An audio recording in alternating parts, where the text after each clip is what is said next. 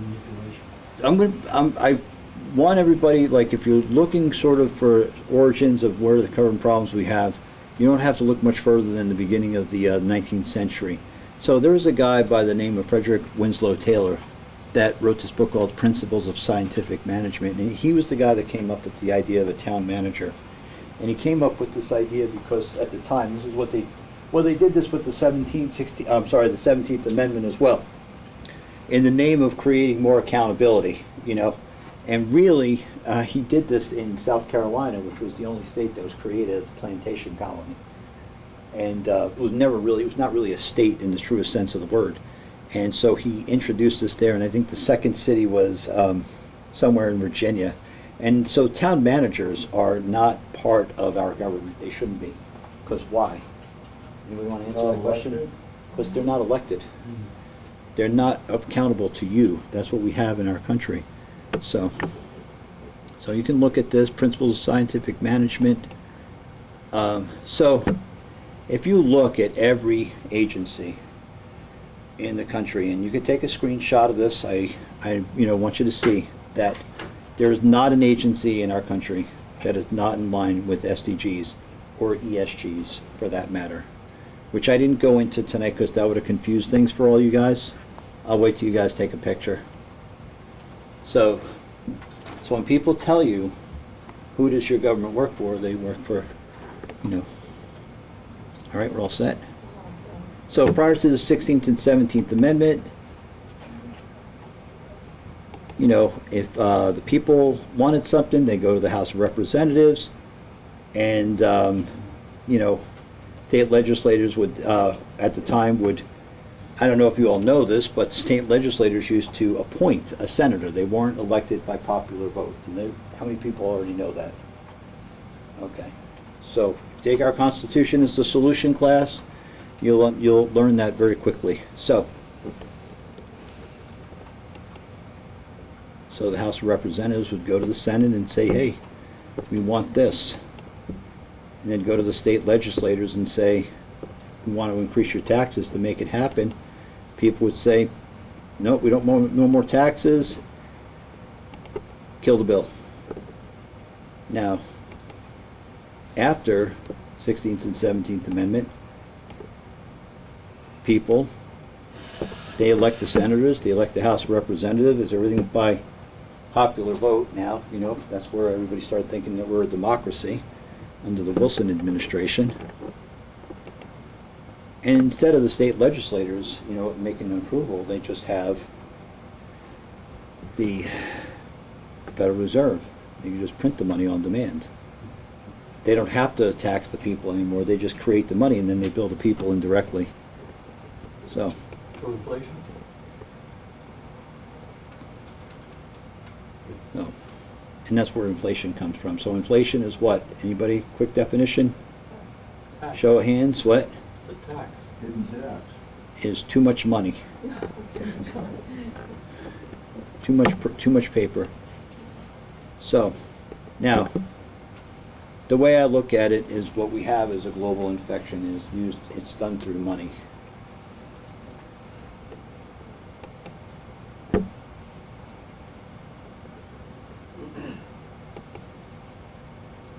So the United Nations introduces laws, concepts, ideas through SDGs into our Congress. They go to the Federal Reserve. They get the money straight from, they don't need your permission anymore. They just go get the money directly, right? Now what do? That's you to pay them. Okay. See, it's an infection. It's a virus.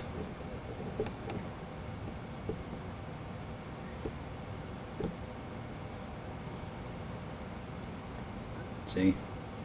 So, now, I want to stop a second before, if you want to stop and protect your towns, I would strongly recommend you reading 2 books. I would take these home with you. Okay, this is the handbook created by the American Policy Center. Teaches you exactly how to fight back in your town. And this is the book that goes with it, Sustainability. This one's available in the back. If you want copies of this, let me know. but I would definitely order both of these and put yourself a committee together to fight your towns, these two books, okay? The other thing that I wanted to say is talk about, if you're not aware of the CFR, and you see that up there on the right-hand corner, that's the Council on Foreign Relations. In essence, they created the United Nations. And there's so many people in the CFR, and they create policy. They're the ones that are actually the think tank for the United Nations. And so there was a man, now we talk about listening. And I'm not saying this to shame all y'all, all right? But if you don't listen, you're gonna lose your country, okay? Period, the end. This guy, Michael Kaufman, was talking about the UN 30 years ago in New England. He said, everything that I showed you on that tape, he said was gonna happen to you guys. I'm not from New England, so I'm saying you guys, this is my home now, but I watched New England fall every year. And he wrote this book, and they're available in the back. So I'm not the first person to come talk about this. The problem is that people don't take this seriously. If you want to read about the CFR and who they are and their origins and the facts of their existence, I would recommend you buy this book in the back. You have to go to the source of all your problems. And this, again, not selling, but the John Birch Society is the only organization, freedom movement, that has an effort to make it illegal for any state officials to be a member of the CFR and hold public office. Nobody else is doing this stuff. We are. So I would read that as well. And again, if you're not familiar with collectivism and you really want to know what our problem is, because for us in the freedom movement, we get hung up on things like a constitution and all these concepts, and we're fighting with each other more than we are fighting the globalists. We're not going to win fighting each other and going into each other's freedom movement groups and trying to convert each other. That's what everybody does. You go into their group, they're like, I'm starting another group. I mean, in Maine, they've got probably 30 Facebook groups that all are named Liberty or Freedom this or something like that, and they don't do anything. I mean, 25,000 people I counted last time I checked. And the reason I'm telling you this is because if those people just formed one chapter in their town with the purpose of pushing back the United Nations, all these problems go away very quickly. So, wow, that's great. It's like I'm gonna, a warning would have been good. Now I can't see out of my left I can't see out of my left eye. It's okay.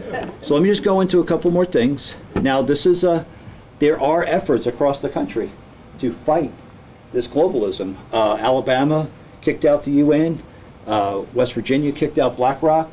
I mean, but you got to get involved. You got to get involved with the John Birch Society, because we're the only organization that's systematically trying to kick out the United Nations. Okay?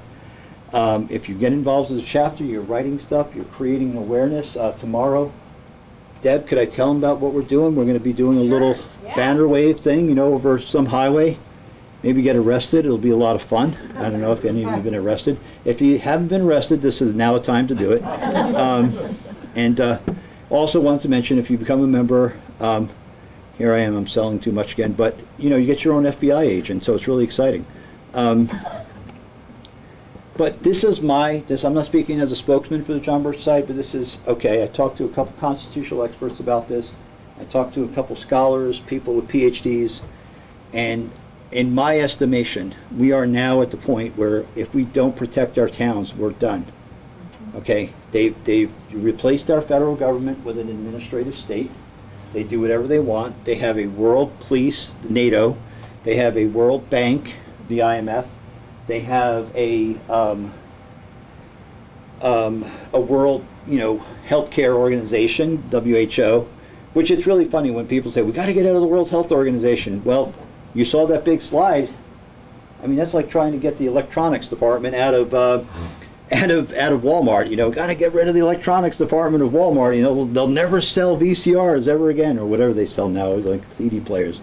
Wow, I'm really old. Did I just say 8-track players? Anyway, so so that's the whole point. So the thing is that if you're not going to be in the fight, then you're wasting your time, and you're wasting your own time. But just understand that you can't blame the Democrats. I could show you the congressional scorecard of Pennsylvania, for instance. We put the Freedom Index scores out every year, and I have some in the car. I'll go get them after the class. I mean, there's Republicans that have terrible scorecards. It's not a Republican-Democrat problem. It's a collectivist, not an uncollectivist problem. So if you're voting for somebody, you should be asking them, what is the purpose of government? That's the first question you should be asking them. And if they can't answer that, then you shouldn't vote for them, period, the end. Put your own name in there, but vote in conscience. But anyway, so my idea is here, again, you can go with this, and take a picture. Anne-Marie, would you take a picture? Did you take a picture of this already? Cool. So my suggestion is this. First line of defense is to remove all the non-elected officials and to cancel any memberships the towns have with NGOs and other pseudo-governmental bodies. Oh, by the way, I wanted to tell this to Pete because he came the last time. In here, you'll see that we have gotten over 350 cities out of Italy, so there is hope. But it takes, you know, what did John Adams say about the price of freedom? Eternal vigilance is the price of freedom. So there's no point in time where you're going to go, oh, okay, that's over with. I can go back to my watching The Price is Right, or I don't know what game shows they watch nowadays because I haven't watched TV in years. But, you know, that's not going to happen. The time for luxury is over. That was never an American ideal, where you sit back on the couch, scratch your belly, eat bonbons, and go, they'll take care of everything. You are not electing an administrator. You got to get that out of your head. And you know, if I had my javelin, which Anne-Marie took away from me, I'd be pounding the pulpit here. But the thing is that you cannot rest on your laurels and say, oh, well, this is, you know, the price of freedom is eternal vigilance. That's not sometimes being vigilant, once in a while, driving up and down the highway with a Trump flag on your car. It's eternal vigilance. So, no town and elected officials should outsource any responsibilities to any non-elected body or person or use them as advisors. We're paying your salary, we elected you, and if you can't do your job, we'll find somebody else to do it. Okay? How hard should it be? Don't tax me to death. To me, in my opinion, the property taxes are a violation of the Fifth Amendment. I would say get rid of them, but you guys, that's another conversation.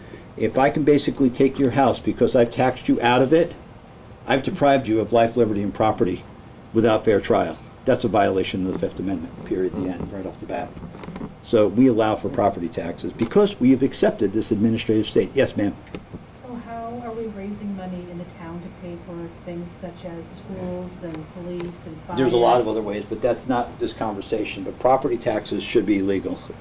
That's the problem, is that we have fallen into believing that there's no other way of getting money, that towns have to do things. Think about that. When you talk to somebody who's a statist, what do they say? How do we get things done? Who told you you're supposed to get things done? Where does it say that? Where does it say that? You have people coming up from my town, up from Boston. They'll build a house down a wooded path, and then they'll go, well, it's now our job to build, you know, to put asphalt on that road. Wait a second, that's your house. You moved up. When did it become my responsibility? You live in a 20,000 square foot house, and now I got to build you a road too? You give me a break. So the idea that towns and the government are supposed to do things is something we need to question. Ellen, I'm just asking you to think about it for a while. We'll have that conversation sometime on the phone. But the fact is you've got to start thinking outside the box. The more you think of our country as an administrative state, you're always going to fall into that trap. That's my opinion. But anyway, I'm getting out in the weeds here. And so the town should never accept any money in any form coming from any federal agency or as they are compliant with Sustainable Development Goals of the United Nations and the World Economic Forum. That's the bottom line. I've proved it. I've proved it tonight that when you take federal money at any level, you are now a member of the United Nations. You are participating in a world government. Borrowing money against the credit of the town, if not illegal, should be. Again, it's a violation of the Fifth Amendment. I had a person who was running for senator, and she said her town wanted money to pave the roads. So what she did, she went out to a foreign bank and she borrowed money, just like I showed you. And I said, so this is the problem that people have with the Constitution. As much as our elected officials are not allowed to violate the Constitution, We are not allowed to ask our elected officials to violate the Constitution. We have to follow the Constitution as well. We are bound by the same oath. We are part of the same country. We can't ask them to do things for us that they're not lawfully allowed to do. So this idea that we want to elect people to do things for us, I joke with my legislator and I say to him, listen, I'll vote for you as long as you put a super highway between my house and the grocery store. I want you to take out all the stop signs, all the speed bumps, whatever. And he thinks it's funny because that's my way of teaching him that he's not Santa Claus. Your people that you're voting for, I'm just going to finish this and then I'll take questions. Sorry about that. So remove all town managers and unelected officials and agencies, and last but not least, return our Republican form of government at the town level, which is required by the Constitution. Now, if you're in a budget meeting and people are voting, you know, with those ballot in it, we do it in Maine, where we have like this stuff. Warrant article. Was that warrant? Yeah, warrant articles. And so everybody, like 51% of the people go, yeah, we want stuff. So that means the 49% of the people in the town that didn't want it, they got to eat tar. Well, that's a democracy. That's mob rule. We're not a democracy. We're a republic.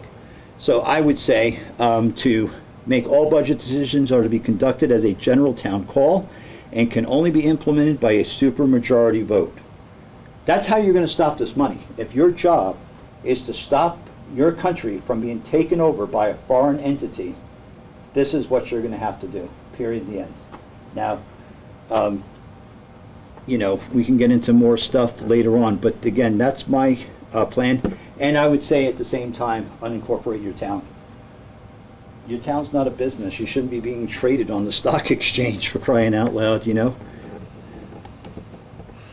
And again, I have to show this slide because my wife worked really hard on this one. She's really great, isn't she? She's really the brains of the outfit. So look at all this collectivism. Look at all these organizations.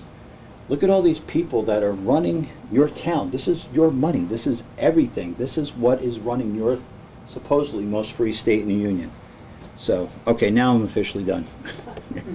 You can clap or whatever, or boo. So, I'll do my best to answer some questions as soon as I can get feeling in my right eye. Yes, sir. So, it all comes down to money. This money from the very top is coming from the UN, federal government, both. I mean, Bank of International Settlement. Where's the money come from? The money comes from the contributions that the member states make, and from bankers, you know, Federal Reserve mostly.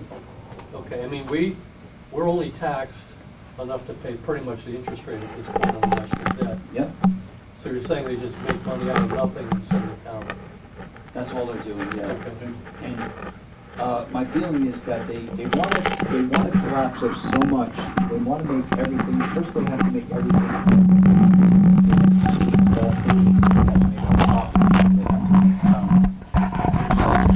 All your jobs. I mean, the best thing you can do is look at California.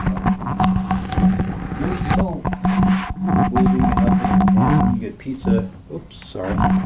You get pizza parties. You get you know, a cake. But if you've ever been to like a big Home Depot event, my wife was the manager for their garden department, but not for Home Depot, for another company. And it was amazing. I mean, I went to one of their events that they had. There was like 5,000 to 6,000 Home Depot employees there. And I said, so where do people advance? Do they get more money? They don't have any, there's no strata anymore.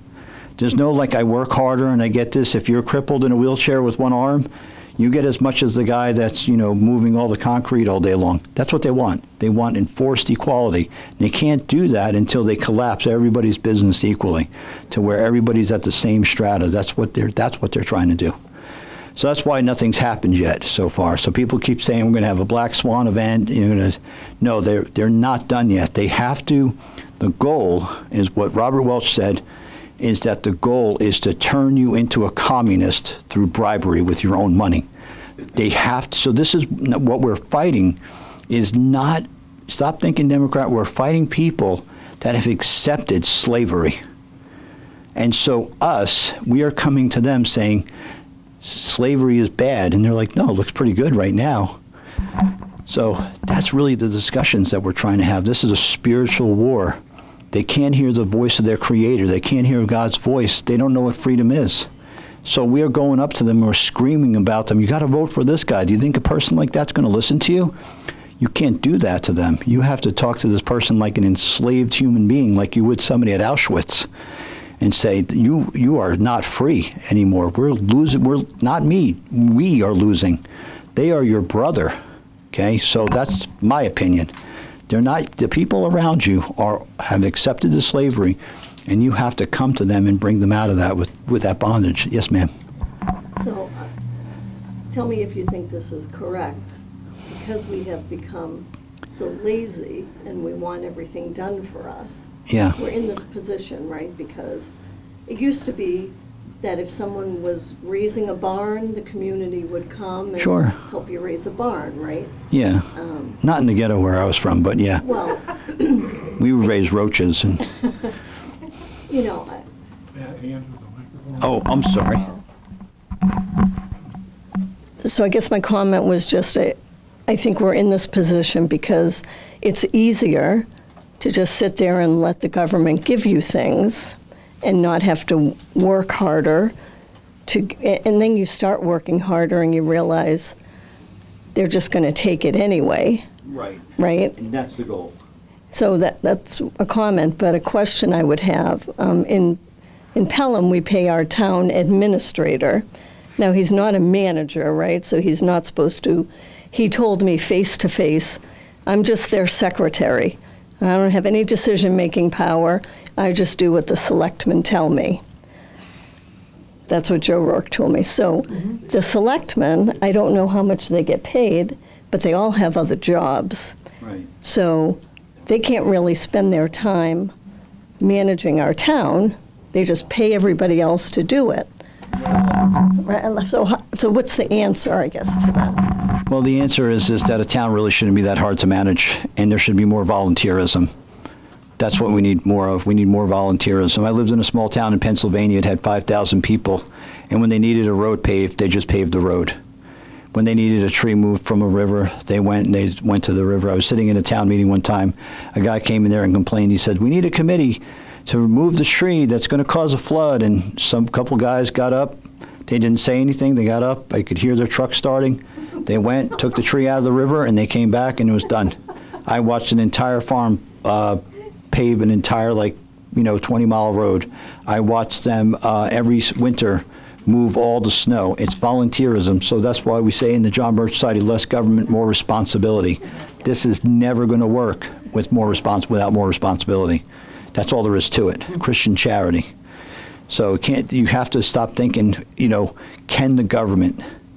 Well, the problem is that because the family has been destroyed. Sure. Everybody has to, Well, we've allowed ourselves to be destroyed. Job, so then nobody has time to volunteer. One of the things I'm going to say to people in the freedom movement is stop playing the victim. Yeah.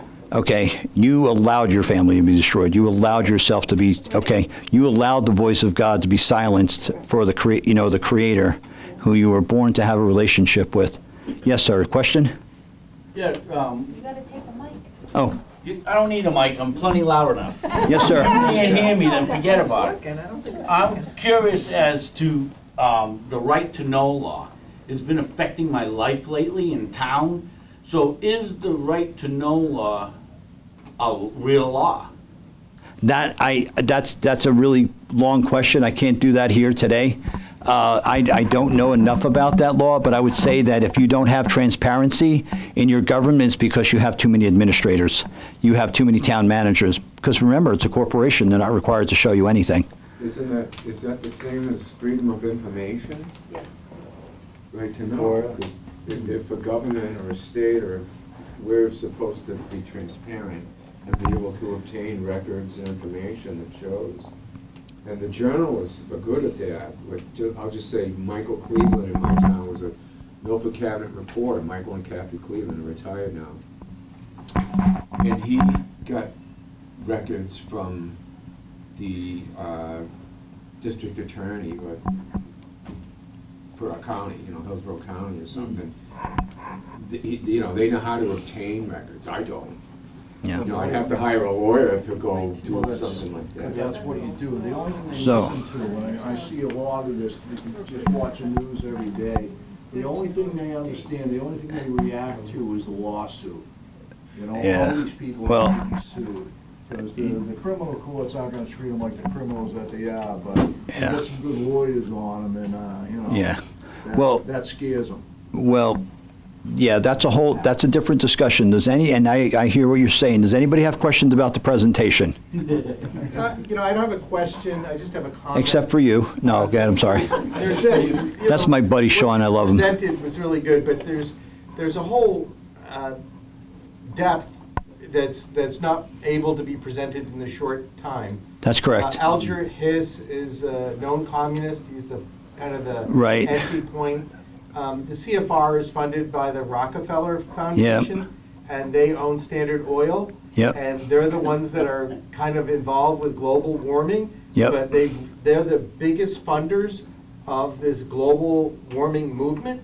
Yep. So, you know, Standard Oil is very concerned about the human population pooping up the planet with gas, okay?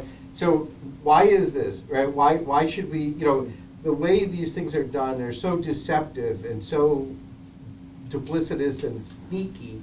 And just like this UN coming in sneaky, it seems like we should be able to pass a law and say, hey, you know, foreign bodies like UN should not be, you know, allowing bribery to hijack our local government. That's what we can do. That's what we did that in Alabama. We've done it. We're doing it all across the country. Yeah, and we recently had a Pelham town meeting where they were talking about this business of receiving COVID stimulus money, right? Yeah. And there was this fine print in the thing that said, okay, but if you take this money, this stimulus money, and we all want to, you know, fix the roads and everything, they said if you take that, you have to abide by the future pandemic location where Right. you're going to intern your populace. You know, and it's like, oh, I'm sorry, I didn't know that we're being hijacked stealth, right? So it's like the first COVID thing had all kinds of issues with it. Yeah. Right? I mean, you know, I don't want to get into that, but Yeah. I'll just say, you know, there's every single thing you mentioned has a iceberg under it. Right, and so the only reason I did this presentation this way, so you guys know, and he's correct, I could have trailed off in 50 different directions on everything. I could have. This could have been a 3-week presentation. What I gave you was the nuts and bolts of what has to do with your town. So for my organization, what I'm involved with, what you know, Anne Marie and Deb are working on, and I strongly recommend you join her chapter, is that we are involved with this, the nuts and bolts. The rest of the information, sure, it's good. It's there, and you can. And Sean is a member of this chapter as well, so he's a font of information. He also comes to our book club. But I would recommend that you understand that you cannot be the most educated person in the internment camp, but at the same time, you need somebody like Sean in your chapter that is we call them like our information hounds. That's what we used to call them in the old days, like in the JBS chapters. You had some guys that were like really good at activity. They were good at, like myself, good at talking to Congress, good at talking to legislators. But you need other people that know the history so we can see the background of it. This way, somebody comes in and says, oh, well, this is ridiculous. And you could say, well, no, it's not true because I have all the data right here. So this is what this presentation was for. This is for you to say the data is there, the facts are there. We didn't make this up out of the blue sky because we heard it on Tucker Carlson or somebody like that. You now know firsthand that you have the information that this is what's happening. So that's important to know, exactly like what Sean was saying. Whatever you are going to say to anybody, make sure that you know what you're talking about. But at the same time, let me just say this. Everything that you say, you don't hit people with a howitzer shotgun. You have to throw breadcrumbs down in the trail in front of them and let them come to you, okay? So you're not going to beat people up into submission with information. The information's great once they're converted, once they're in. But to make the trail for somebody, the people that are in your town, They love this collectivism. They love their committees. They're insane with it. It's like crazy. Let's form a committee. And the freedom movement is no better. Every time you turn around, the freedom groups are breaking off from each other. Oh, I got an idea, and then I don't like this guy. And so they start another committee. I don't like this guy. And then they show up on Facebook like they breed like cats. You can't do that. You have to have charity. What did St. Augustine say? Schism is a sin against charity. So, stop trying to like each other, okay? I don't even like most of you. No, I'm kidding. But what I'm saying is, stop worrying about liking each other. Worry about loving each other. You'll get a lot more done that way. Don't complain about the Democrats when they're getting stuff done and you guys are running around converting each other into everything that you saw on Telegram that day, okay? Because you're watching 62 hours of videos every 5 seconds. That doesn't help you. Get your information, do something with it. That's what I'm saying. Yes, sir. You mentioned the ARP money. How do you earn ARP money? ARPA money? What do you call it? ARPA. How do you earn ARPA? You said don't be a member. Make sure you give your town how to be a membership. No, ARPA is a fund. Don't Right, take. but you take the money with stipulation. It stipulates an action that you have. Do it. Huh? Could it get the money back? You don't take it in the first place. Go ahead, ma'am. You tell her. Back. Okay, so listen, what I'm hoping you guys will do is, we meet here on the first and third Tuesday of every month, so if you want to come to our meetings, we'd love to see you. If you don't want to do that, please just at least give us your email, so when things are going on, we can reach out to you guys. The ARPA funds, Pelham got 1.4 million in ARPA funds. So, Balance, 400,000? yeah. 450. So I met with Kim Bear and I explained to her and gave her information on what was going on and why not to accept that money. Deb spoke at the selectmen I meeting, was there. okay? So, but it was just, how many of us? 4 that night? So Kim voted not to accept the money, and then there were other selectmen who legitimately said, someone else is going to take the money, so why don't we just take it? That was the chair. I remember him saying that. I want a new basketball court. So they took the money. But if there are, how many people here? 20 of us? If we all showed up at the selectmen meeting How can, and we all emailed them and we all spoke to them privately, I bet they wouldn't have taken that money.